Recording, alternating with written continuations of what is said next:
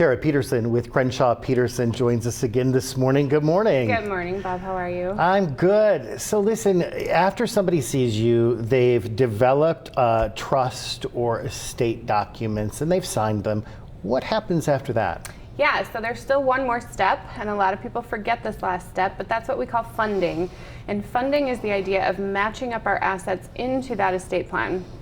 So if we have a trust, that means changing beneficiaries, changing ownership of our bank accounts, making sure our life insurance beneficiaries are the trust, making sure our homes are redeeded into the trust in some fashion, making sure that everything matches up and lines up with the trust document that we've put in place and the beneficiaries that we've put in place.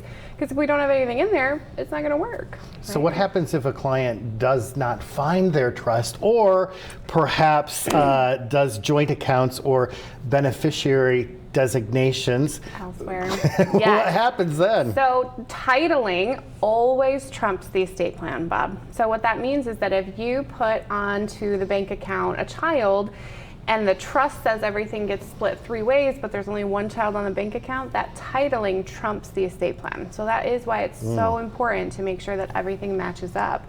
So we don't want to do joint ownership with kids. We don't want to do separate beneficiary designations. We want everything to go to that central pot so that whoever you've put in charge of the estate can administer it, pay any last expenses, and then divide everything up. It's those buckets that you talk about. Those buckets, yes. So here's another scenario. You can't find your trust. Yeah. You have no beneficiaries. Yeah, that's the worst one.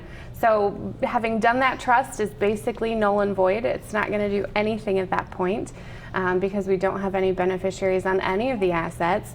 And so at that point we end up back in probate court. And if we don't have a will, well, if we have a will, then the will dictate who's going to be in charge of the estate, but everything will still be administered through the probate process. Okay. If we don't have a will either, we can't find the will, at that point, the court is going to take over. So they're going to decide who's going to be in charge. They're going to decide who's going to inherit according to Michigan laws.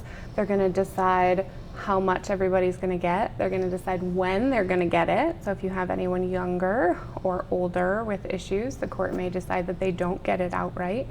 So the court becomes the end all to be all at that. The end all be all. Well, that's why they need to see you before it gets to that point. So we're going to put your information on the screen. Crenshaw Peterson and Associates, 347-2100. Always good to see you, Tara. Good advice. Thank you.